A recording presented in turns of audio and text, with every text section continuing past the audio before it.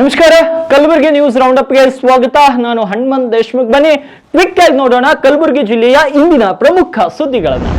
Doctor Sharanabasappa ಅಪ್ಪ ಅವರ ಆರೋಗ್ಯ ಸ್ಥಿತಿ ಸ್ಥಿರವಾಗಿದ್ದು ಆತಂಕ ಪಡುವ ಅಗತ್ಯವಿಲ್ಲ ಅಂತ ಡಾಕ್ಟರ್ ಅಪ್ಪಾಜಿ ಅವರಿಗೆ ಚಿಕಿತ್ಸೆ ನೀಡುತ್ತಿರುವಂತಹ ಕಲಬುರಗಿಯ ಚಿರಾಯು ಆಸ್ಪತ್ರೆಯಿಂದ ಹೆಲ್ತ್ ಬುಲೆಟಿನ್ ಬಿಡುಗಡೆ ಮಾಡಲಾಗಿದೆ.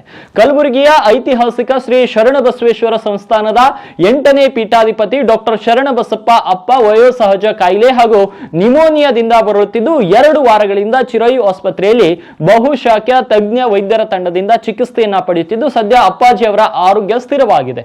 ಅಪ್ಪಾಜಿ ಅವರು ಕನಿಷ್ಠ ಆಕ್ಸಿಜನ್ ಮೂಲಕ ಉಸಿರಾಟ ನಿರ್ವಹಿಸುತ್ತಿದ್ದಾರೆ. ಅವರ ಅಸಾಧಾರಣ ಧೈರ್ಯ ಮತ್ತು ದೃಢತೆ ನಮಗೆಲ್ಲ ಪ್ರೇರಣೆಯಾಗಿದೆ. ಅಪ್ಪಾಜಿ ಅವರ ಆರೋಗ್ಯಕ್ಕೆ ಸಂಬಂಧಿಸಿದಂತೆ ಸಾಮಾಜಿಕ ಜಾಲತಾಣದಲ್ಲಿ ಸುಳ್ಳು ವದಂತಿ ಹರಿಬಿಡಲಾಗ್ತದೆ. ಇಂತಹ ಸುದ್ದಿಗಳನ್ನ ಭಕ್ತರು ನಂಬಬಾರದು. ಅಪ್ಪಾಜಿ ಅವರು ಶೀಘ್ರದಲ್ಲೇ ಗುಣಮುಖರಾಗಿ ಮನೆಗೆ ತೆರಳಲಿದ್ದಾರೆ ಅಂತ ಮಾಧ್ಯಮ ಹೇಳಿಕೆ ನೀಡುವ ಮೂಲಕ ಚಿರಾಯು ಆಸ್ಪತ್ರೆ ವೈದ್ಯಕೀಯ ನಿರ್ದೇಶಕ ಡಾಕ್ಟರ್ ಮಂಜುನಾಥ್ ದೋಶೆಟ್ಟೆ ಹೆಲ್ತ್ ಬುಲೆಟಿನ್ ಬಿಡುಗಡೆಯನ್ನ ಮಾಡಿದ್ದಾರೆ.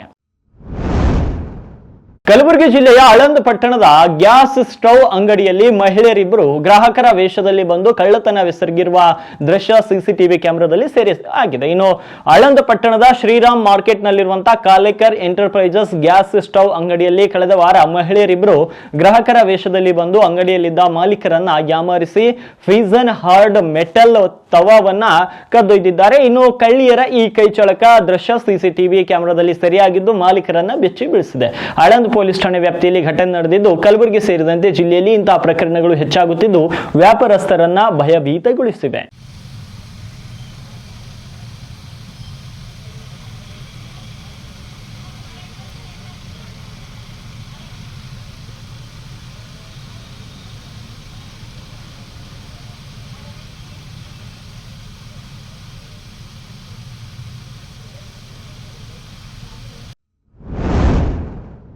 ಜಾತ್ರೆ ಪ್ರಯುಕ್ತ ರಥಕ್ಕೆ ಕಳಸಾರೋಹಣ ನೆರವೇರಿಸುವಾಗ ರಥದ ಮೇಲಿಂದ ಭಕ್ತನೋರ್ವ ಕಾಲು ಜಾರಿ ಬಿದ್ದಿರುವ ಘಟನೆ ಕಲಬುರಗಿ ಜಿಲ್ಲೆಯ ಚಿತ್ತಾಪುರ ತಾಲೂಕಿನ ದಂಡಂಗುಂಡ ಗ್ರಾಮದಲ್ಲಿ ನಡೆದಿದೆ. ಗ್ರಾಮದ ಬಸವಣ್ಣ ದೇವರ ರಥೋತ್ಸವದ ನಿಮಿತ್ತ ರಥಕ್ಕೆ ಕಳಸಾರೋಹಣ ನೆರವೇರಿಸುವಾಗ ರಥದ ಮೇಲಿಂದ ಭಕ್ತನೋರ್ವ ಕಾಲು ಜಾರಿ ಬಿದ್ದಿದ್ದಾನೆ. ದಂಡಂಗುಂಡ ಗ್ರಾಮದ ನಿವಾಸಿ ಲಿಂಗಪ್ಪ ಕುಂಬಾರ್ ರಥದಿಂದ ಬಿದ್ದು ಕಾಲಿಗೆ ಗಾಯವಾಗಿದ್ದು ಆಸ್ಪತ್ರೆಗೆ ದಾಖಲಿಸಿ ಆತನಿಗೆ ಚಿಕಿತ್ಸೆಯನ್ನು ನೀಡಲಾಗ್ತಾ ಇದೆ. ಇನ್ನು ರಥದ ಮೇಲಿಂದ ಬೀಳುವ ದೃಶ್ಯ ಭಕ್ತರೊಬ್ಬರು ತಮ್ಮ ಮೊಬೈಲ್ ನಲ್ಲಿ ಸೆರೆ ಹಿಡಿದಿದ್ದು ಆ ವಿಡಿಯೋ ಈಗ ಎಲ್ಲೆಡೆ ವೈರಲ್ ಕೂಡ ಆಗಿದೆ.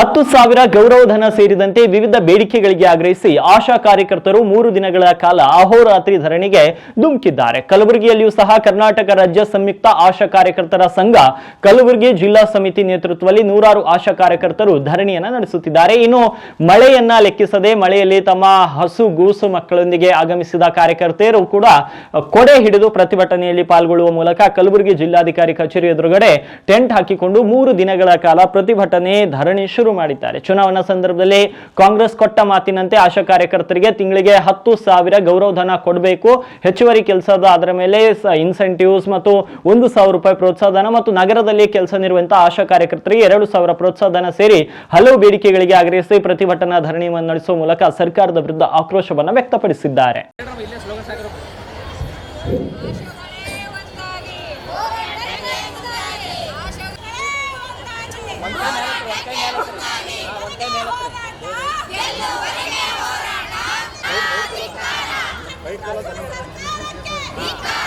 ಇಂದು ಕರ್ನಾಟಕ ರಾಜ್ಯ ಸಂಯುಕ್ತ ಆಶಾ ಕಾರ್ಯಕರ್ತೆಯರ ಸಂಘಟನೆಯಿಂದ ರಾಜ್ಯದಾದ್ಯಂತ ಅಹೋರಾತ್ರಿ ಧರಣಿಯನ್ನು ನಾವು ಮಾಡ್ತಾ ಇದ್ದೀವಿ. ಮುಖ್ಯವಾಗಿ ಸರ್ಕಾರ ಕಳೆದ ಜನವರಿ ತಿಂಗಳಲ್ಲಿ ರಾಜ್ಯ ಮಟ್ಟದಲ್ಲಿ ಹೋರಾಟ ಮಾಡಿದಾಗ ಆಶಾ ಕಾರ್ಯಕರ್ತರಿಗೆ 10,000 ರೂಪಾಯಿ ಸಂಬಳ ಕೊಡ್ತೇವೆ ಅಂತ ತಿಳ್ಕೊಂಡು ಮಾನ್ಯ ಮುಖ್ಯಮಂತ್ರಿಗಳು ಆಶ್ವಾಸನೆ ನೀಡಿದರು. 8 ತಿಂಗಳಾದರೂ ಕೂಡ ಆ ಆಶ್ವಾಸನೆ ಈಡೇರಿಸ್ತಾ ಇಲ್ಲ. ಸರ್ಕಾರ ಆಶ್ವಾಸನೆ ಈಡೇರಿಸೋದು ಬಿಡಿ, ಬೇರೆ ಬೇರೆ ಕಾನೂನುಗಳನ್ನ ತಂದು ಆಶಾ ಕಾರ್ಯಕರ್ತರ ಜನಸಂಖ್ಯೆ ಆಧಾರದ ಮೇಲೆ, ಶಿಕ್ಷಣದ ಆಧಾರದ ಮೇಲೆ ತೆಗಿತಕ್ಕಂಥ ಒಂದು ಸಂಚನ್ನು ಮಾಡ್ತಾ ಇದ್ದಾರೆ. ಇದನ್ನು ಕಲಬುರಗಿ ಜಿಲ್ಲೆಯಾದ್ಯಂತ ಸುರಿಯುತ್ತಿರುವ ಧಾರಾಕಾರ ಮಳೆಯಿಂದ ಹಳ್ಳಕೊಳ್ಳಗಳು ತುಂಬಿ ಹರಿಯುತ್ತಿದ್ದು ಅಣವರ ಗಂಗನಪಲ್ಲಿ ಬ್ರಿಡ್ಜ್ ಕಮ್ ಬ್ಯಾರೇಜ್ ಜಲಾವೃತಗೊಂಡ ಪರಿಣಾಮ ಜನಸಂಪರ್ಕ ಕಲ್ಪಿಸುವ ರಸ್ತೆ ಬಂದ್ ಆಗಿದೆ. ಕಲಬುರಗಿ ಜಿಲ್ಲೆಯ ಚಿಂಚೋಳಿ ತಾಲೂಕಿನ ಅಣವಾರ ಗಂಗನಪಲ್ಲಿ ಬ್ರಿಡ್ಜ್ ಕಮ್ ಬ್ಯಾರೇಜ್ ಸಂಪೂರ್ಣ ಜಲಾವೃತಗೊಂಡಿದ್ದು ಅಣವಾರ ಗಂಗನಪಲ್ಲಿ ಮತ್ತು ಚಿಂಚೋಳಿಗೆ ಸಂಪರ್ಕ ಕಲ್ಪಿಸುವ ರಸ್ತೆ ಬಂದ್ ಆಗಿದ್ದು ವಾಹನ ಸವಾರರು ಪರದಾಡುವಂತಾಗಿದೆ. ನಿರಂತರ ಮಳೆಯಿಂದ ಬ್ರಿಡ್ಜ್ ಕಮ್ ಬ್ಯಾರೇಜ್ ಜಲಾವೃತಗೊಂಡ ಪರಿಣಾಮ ಈ ಮಾರ್ಗವಾಗಿ ಕೆಲಸ ಕಾರ್ಯಗಳಿಗೆ ತೆರಳಬೇಕಾದಂತ ಗ್ರಾಮೀಣ ಜನರ ಜೀವನ ಅಸ್ತವ್ಯಸ್ತಗೊಂಡಿದೆ.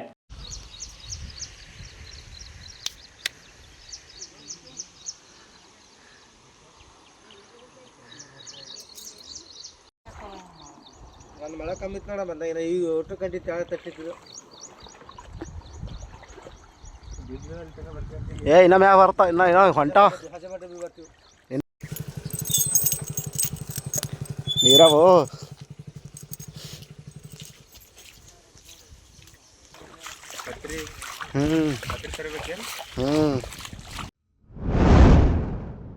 ಇನ್ನು ಕಲಬುರಗಿ ಜಿಲ್ಲೆಯ ಚಿತ್ತಾಪುರ ತಾಲೂಕಿನ ದಂಡಂಗುಂಡ ಬಸವೇಶ್ವರ ದೇವಸ್ಥಾನದ ಜಾತ್ರೆಗೆ ಹೋಗದಂತೆ ನನ್ನನ್ನ ತಡೆಯಲಾಗಿದೆ ಅಂತ ಆಂದೋಲ ಶ್ರೀ ಸಿದ್ಧಲಿಂಗ ಸ್ವಾಮೀಜಿಯವರು ಆರೋಪವನ್ನ ಮಾಡಿದ್ದಾರೆ.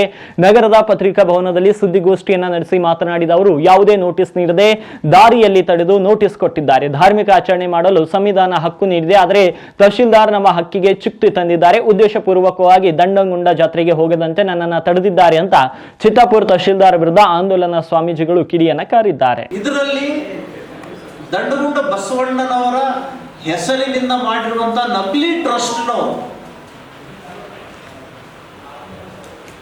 ತಹಸೀಲ್ದಾರರಿಗೆ ಮನವಿ ಕೊಡ್ತಾರಂತೆ.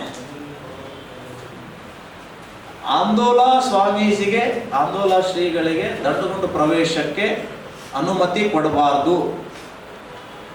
ಅವರು ಬಂದು ಪ್ರಚೋದನಾ ಹೇಳಿಕೆಯನ್ನ ಕೊಟ್ಟರೆ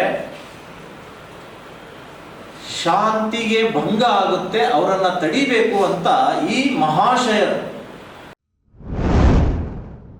ಇನ್ನು ಕೃಷ್ಣ ಜನ್ಮಾಷ್ಟಮಿಯ ಪ್ರಯುಕ್ತ ಆಗಸ್ಟ್ 16ರಂದು ಕಲಬುರಗಿ ನಗರದಲ್ಲಿ ಕೃಷ್ಣ ರಥ, ಬೈಕ್ ರ್ಯಾಲಿ ಸೇರಿದಂತೆ ನಾನಾ ಧಾರ್ಮಿಕ ಕಾರ್ಯಕ್ರಮಗಳು ಹಮ್ಮಿಕೊಳ್ಳಲಾಗಿದೆ ಅಂತ ಜಿಲ್ಲಾ ಯಾದವ ಸಂಘದ ಅಧ್ಯಕ್ಷ ರವೀಂದರ್ ಉದನೂರು ತಿಳಿಸಿದ್ದಾರೆ. ಕಲಬುರಗಿ ನಗರದ ಪತ್ರಿಕಾ ಭವನದಲ್ಲಿ ಮಾತನಾಡಿದ ಅವರು, ಕನ್ನಡ ಮತ್ತು ಸಂಸ್ಕೃತಿ ಇಲಾಖೆ, ಮಹಾನಗರ ಪಾಲಿಕೆ, ಜಿಲ್ಲಾಡಳಿತ ಸಹಯೋಗದಲ್ಲಿ ಭವ್ಯವಾಗಿ ಕೃಷ್ಣ ಜನ್ಮಾಷ್ಟಮಿ ಆಚರಣೆ ಮಾಡಲು ನಿರ್ಧರಿಸಲಾಗಿದೆ. ಜಗತ್ ವೃತ್ತದಿಂದ ಕನ್ನಡ ಭವನದವರೆಗೆ ಕೃಷ್ಣ ರಥ, ಡೊಳ್ಳು ಕುಣಿತ, ಭಜನೆ ಮಂಡಳಿಯಿಂದ ಭಜನೆ, ಬೈಕ್ ರ್ಯಾಲಿ ಮುಂತಾದ ಕನ್ನಡ ಭವನಕ್ಕೆ ಆಗಮಿಸುವ ಮೂಲಕ ಭವನದಲ್ಲಿ ಶ್ರೀ ಕೃಷ್ಣ ಜನ್ಮಾಷ್ಟಮಿ ಕಾರ್ಯಕ್ರಮ ಹಮ್ಮಿಕೊಳ್ಳಲಾಗಿದೆ ಅಂತ ತಿಳಿಸಿದ್ದಾರೆ.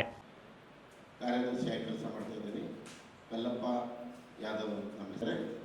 ಬರುವ 18ನೇ ತಾರೀಕು, ಆಗಸ್ಟ್ 16ನೇ ತಾರೀಕು ಉದ್ಘಾಟನೆ MLA ಪ್ರಭು ಸರ್.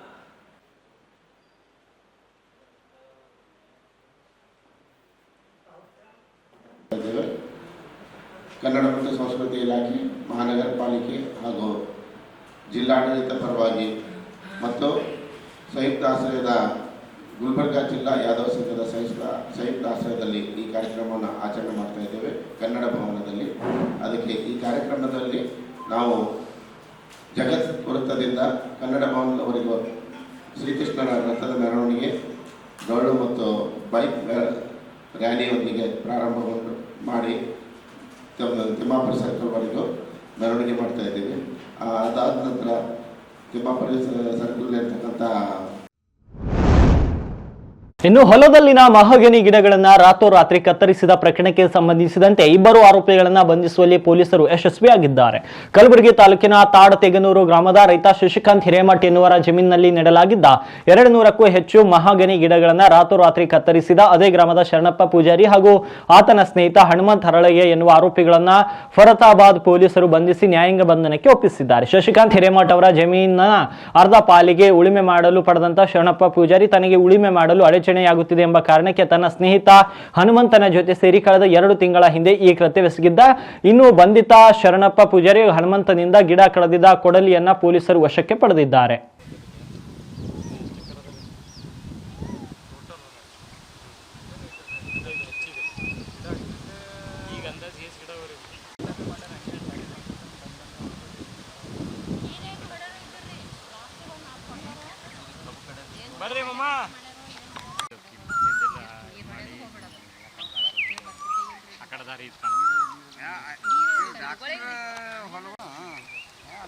ಅದು ತಗೊಂಡವ್ರೆ ಮಾರ್ಲಿಕ್ಕೇನೋ ವಿಚಾರ ಮಾಡಕತ್ತಾರ ನೋಡ್ರಿ ಅಂತ ಅದು ಬಂದಿರ್ರಿ ಅವಾಗ.